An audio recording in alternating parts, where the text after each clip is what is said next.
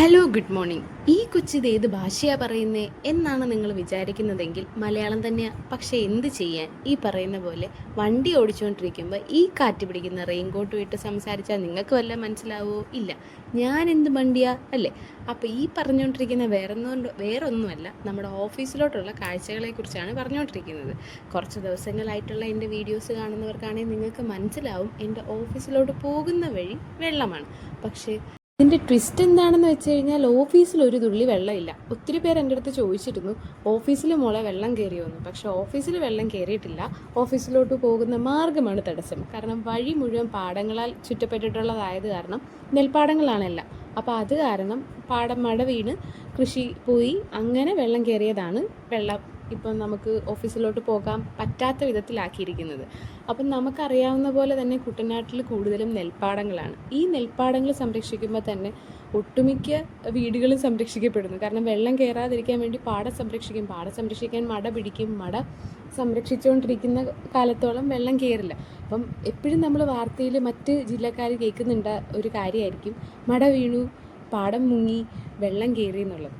അപ്പം മട വീഴുമ്പോഴാണ് സത്യത്തിൽ ഈ വെള്ളക്കയറ്റം ഇങ്ങനെ വരുന്നത്. ഇത് നമ്മുടെ പൂപ്പള്ളി ജംഗ്ഷനാണ്. പൂപ്പള്ളി ജംഗ്ഷനിൽ നിന്ന് നമ്മൾ അകത്തോട്ട് പോകുമ്പോൾ നെടുമുടി എന്ന് പറയുന്ന സ്ഥലത്താണ് ഞാൻ ജോലി ചെയ്യുന്നത്. അപ്പോൾ ഇത് ഞങ്ങൾ ഓരോ ദിവസത്തെ കാഴ്ചകളിൽ ഇതൊരു 3 ദിവസത്തെ കാഴ്ചയാണ്. കാരണം അപ്പം നിങ്ങൾക്ക് മനസ്സിലാവും വെള്ളത്തിൻ്റെ അളവ് കൂടുന്നതും കുറയുന്നതും. അപ്പോൾ ഇത് ആദ്യത്തെ ദിവസത്തെ കാഴ്ചയാണ്. അന്ന് ഈ നമ്മുടെ പാദത്തിന് മേളിൽ അത്രയ്ക്ക് വെള്ളം ഉണ്ടായിരുന്നുള്ളൂ, നമുക്കൊന്ന് നീന്തി പോവാം എന്നുള്ളൊരു കണ്ടീഷൻ. രാവിലെ വന്നപ്പോൾ സ്കൂട്ടർ ഓടിച്ച് വരാമായിരുന്നു. പക്ഷേ വൈകിട്ടായപ്പോഴത്തേക്ക് നിങ്ങൾക്ക് കാണാമല്ലോ ആ ചേട്ടൻ്റെ പാദത്തിന് മേളിലുള്ള വെള്ളം ഉണ്ടായിരുന്നുള്ളൂ. പക്ഷേ ആ വെള്ളം ഞാനപ്പോൾ അത് കാരണം പറഞ്ഞു കുഴപ്പമില്ല പോവാം, പിറ്റേ ദിവസവും വണ്ടിയിൽ പോകാമെന്ന് തന്നെ വിചാരിച്ചു. ഈ കാണുന്ന പാടങ്ങളിലൊന്നും പ്രശ്നമൊന്നും ഉണ്ടായിരുന്നില്ല. ഇത് വരമ്പിനകം മാത്തൂർ പാടങ്ങളൊക്കെയാണ്. ഈ പാടങ്ങളിലൊന്നും പ്രശ്നം ഉണ്ടായിരുന്നില്ല. അത് കാരണം എല്ലാവരും ഈ ഭാഗത്തുള്ള നാട്ടുകാരൊക്കെ അത്യാവശ്യം സേഫാണ്. അത് കഴിഞ്ഞ് പിന്നെ അങ്ങോട്ട് പോകും തോറും മഴ കൂടുന്നു, അതുപോലെ കിഴക്കൻ വെള്ളത്തിൻ്റെ വരവ് വരുന്നു. അപ്പം എന്താ പറയുക, ഒരു സ്റ്റാഗ്നൻ്റ് കണ്ടീഷൻ എന്ന് പറയില്ലേ, അതുപോലൊരു കണ്ടീഷനാണ്. അപ്പുറേ കാണുന്നത് നമ്മുടെ പമ്പാ നദിയാണ്. ആ പമ്പാ നദിയിൽ നിന്ന് വെള്ളം ഉയർന്ന് വെള്ളം നമ്മുടെ തോടുകളിലോട്ട് കയറിയിരിക്കുക. ഈ കാണുന്നതൊക്കെ പമ്പാ നദിയുടെ കൈത്തോടുകളാണ്. ഈ കൈത്തോടുകളിലോട്ടൊക്കെ വെള്ളം കയറിയിരിക്കുകയാണ്. ഈ വെള്ളം എന്ത് ചെയ്യും, റോഡിലോട്ട് വരും. ഇതേ കണ്ടോ, ഇങ്ങനെ ഇത് പമ്പാ നദിയിൽ നിന്ന് വന്നിരിക്കുന്ന ആറ്റിൽ നിന്ന് വന്നിരിക്കുന്ന വെള്ളം. ഈ ആറ്റിൽ നിന്ന് വന്നിരിക്കുന്ന വെള്ളം റോഡിലോട്ട് കയറുന്നു. അപ്പോൾ ഈ റോഡിലോട്ട് കയറുന്ന വെള്ളം ശക്തമായിട്ട് നമ്മുടെ മടകളുടെ പാടത്തിൻ്റെ സംരക്ഷണ ഭിത്തികളുടെ അങ്ങോട്ട് വരുന്നു. അങ്ങനെയാണ് പാടം പോകുന്നത്. അപ്പം വെള്ളത്തിൻ്റെ ഫോഴ്സാണ്. കാണുമ്പോൾ ഒരു ഇച്ചിരി ഉള്ളൂ എന്നുണ്ടെങ്കിൽ വെള്ളം ഭയങ്കര ഭീകരനാണ്. കാരണം ഈ വീടുകളൊക്കെ എന്ന് പറഞ്ഞു കഴിഞ്ഞാൽ റീസെൻ്റായിട്ട് വെച്ച വീടുകളാണ്, ലൈഫിൻ്റെ വീടുകളാണ്. അവരുടെ മൊത്തം ചുറ്റിപ്പറ്റി വെള്ളമാണ്. പക്ഷേ പോകാതിരിക്കാൻ ഇവർ ചാക്ക് കൊണ്ട് സംരക്ഷിച്ചിരിക്കുന്നതാണ്. അപ്പോൾ ഇതൊക്കെ കാണുമ്പോഴത്തേക്ക് അയ്യോ ഇങ്ങനെയാണോ എന്ന് ചിന്തിക്കുന്നുണ്ട്. പക്ഷേ ഇതൊരു നോർമൽ പ്രോസസ്സാണ് ഇവിടെ. എപ്പോൾ വെള്ളം വന്നാലും ബാക്കി എല്ലാം ഉപേക്ഷിച്ച് എല്ലാവരും ഒരുമിച്ച് നമുക്ക് പല സ്ഥലങ്ങളിലും കാണാം. പെട്ടെന്ന് സാധനങ്ങൾ വരുന്നു, അത് ചാക്കിലാക്കുന്നു, അത് കൃത്യമായിട്ട് നമ്മൾ അടുക്കുന്നു. ഇത് കണ്ടോ, ഈ ഒഴുക്ക് കാണുമ്പോൾ നിങ്ങൾക്ക് മനസ്സിലാവും എത്ര സ്പീഡിലാണ് ഈ വെള്ളം വന്ന് കൊള്ളുന്നതെന്നുള്ളത്. കാരണം ഇത് ആ ഒഴുക്കിനെ കുറിച്ച് നമുക്ക് പറയാൻ പറ്റില്ല. ഇത് 2ാമത്തെ ദിവസത്തെ കാഴ്ചയാണ്. കണ്ടില്ലേ, ആദ്യം ഞാൻ കാണിച്ചത് പാദത്തിന് മേളിലാണെങ്കിൽ ഇത് മുട്ടൊപ്പം വെള്ളമുണ്ട്. മുട്ടൊപ്പം വെള്ളത്തിൽ അങ്ങോട്ട് പോയെങ്കിലും തിരിച്ചു വന്നപ്പോൾ അത് അരയൊപ്പം വെള്ളമായിരുന്നു. അല്ലാതെ ഓഫീസിൽ നമുക്ക് വർക്കിംഗ് കണ്ടീഷനിൽ വേറെ ഒരു പ്രശ്നം ഉണ്ടായിരുന്നില്ല. ഓഫീസിൽ വെള്ളം കയറിയിട്ടില്ല. 2018 നമുക്ക് വെള്ളം കയറിയിട്ടില്ല.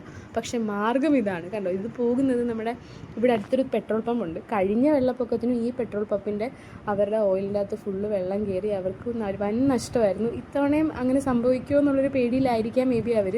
കാരണം അതുപോലെ വെള്ളം വന്നിട്ടുണ്ട്. പിന്നെ കുറേ ആളുകൾ അവരുടെ വണ്ടികളെല്ലാം സേഫായിട്ട് കുറച്ച് പൊക്കത്തിൽ വെച്ചിട്ടുണ്ട്.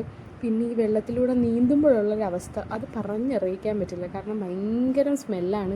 അതുപോലെ തന്നെ ഒത്തിരി വേസ്റ്റും അങ്ങനെയുള്ള കാര്യങ്ങളൊക്കെ നമ്മൾ കാണുമ്പോൾ വേറെ ഓപ്ഷൻ ഇല്ല, നീന്തുക എന്ന് മാത്രമേ പറ്റൂ.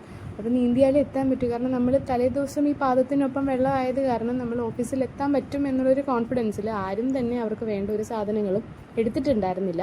അപ്പം കളക്ടറിൻ്റെ നിർദ്ദേശപ്രകാരം നമുക്ക് എപ്പോഴും ഓഫീസിലെ ആളുകൾ അവൈലബിൾ ആയിരിക്കേണ്ടത് കൊണ്ടും ഓഫീസ് ഫങ്ഷനിങ് ആയിരിക്കേണ്ടത് കൊണ്ടും നമ്മൾ എല്ലാവരും നീന്തിപ്പോയി അവർക്ക് വേണ്ട സാധനങ്ങൾ എടുത്ത് പിന്നെ നമ്മൾ തിരിച്ച് ക്യാമ്പിലോട്ട് വരികയായിരുന്നു ചെയ്തത്.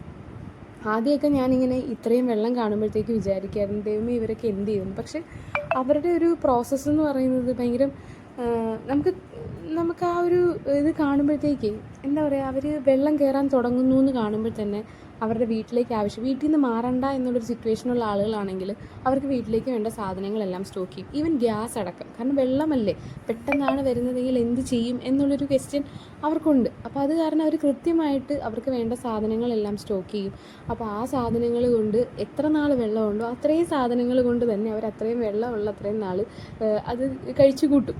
പിന്നെ അവർ ചെയ്യുന്നതെന്ന് പറഞ്ഞു കഴിഞ്ഞാൽ അവരുടെ സാധനങ്ങളെല്ലാം പൊക്കി വയ്ക്കുക. പെട്ടെന്നാണ് ഇഷ്ടിക വരുന്നു, ബ്ലോക്ക് വരുന്നു, സാധനങ്ങളൊക്കെ പൊക്കി വയ്ക്കുന്നു. അതും തന്നെ കാണാൻ എന്താ പറയുക, ഒരു ചന്തമാണെന്ന് പറയാം. കാരണം ഒരു വീട്ടിലെ സാധനങ്ങൾ പൊക്കി വയ്ക്കാൻ എല്ലാവരും കൂടെ ചെല്ലുന്നത്.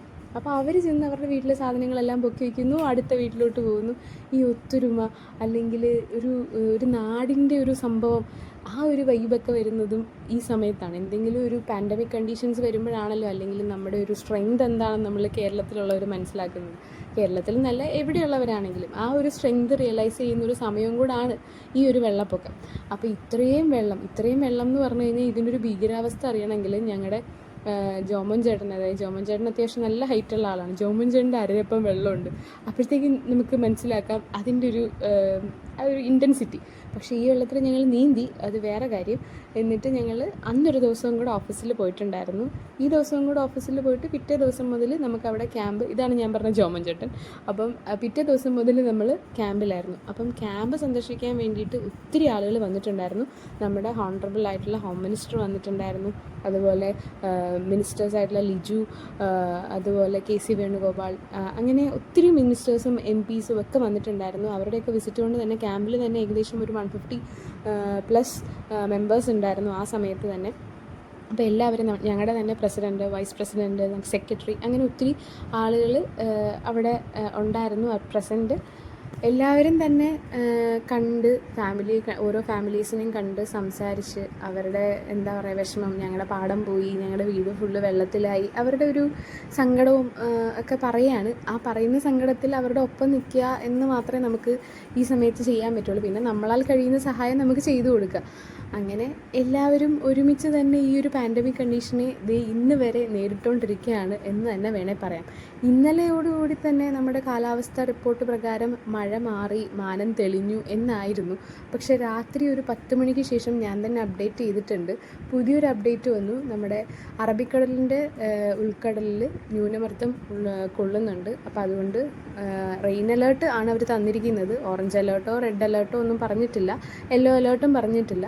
എല്ലായിടവും ഗ്രീൻ അലേർട്ട് തന്നെയാണ്. പക്ഷേ റെയിൻ അലേർട്ട് ഉണ്ട്. അപ്പം റെയിൻ അലേർട്ട് എന്ന് പറയുമ്പം ഇടിമിന്നലോട് കൂടിയ മഴയ്ക്ക് സാധ്യത എന്ന് തന്നെയാണ് അവർ പറഞ്ഞിരിക്കുന്നത്. അപ്പം നമ്മൾ എത്ര വെള്ളം ഇറങ്ങി, ഇപ്പം ഞാൻ ഈ കാണിക്കുന്ന റോഡുകളിലൊന്നും നിലവിലിപ്പം വലിയ വെള്ളമൊന്നുമില്ല, ചെറിയ തോതിലുള്ള വെള്ളമേ ഉള്ളൂ. നമുക്ക് നടന്നു പോകാം. ഞാൻ ആദ്യം കാണിച്ചതിൻ്റെ അത്രയും വെള്ളമുണ്ട്, പക്ഷെ എന്നാലും നടന്നു പോകാം.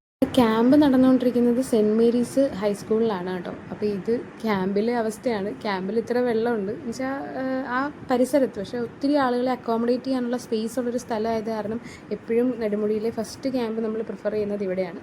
അപ്പോൾ എല്ലാവരും സേഫായിട്ട് വീട്ടിലിരിക്കുക. Okay, by.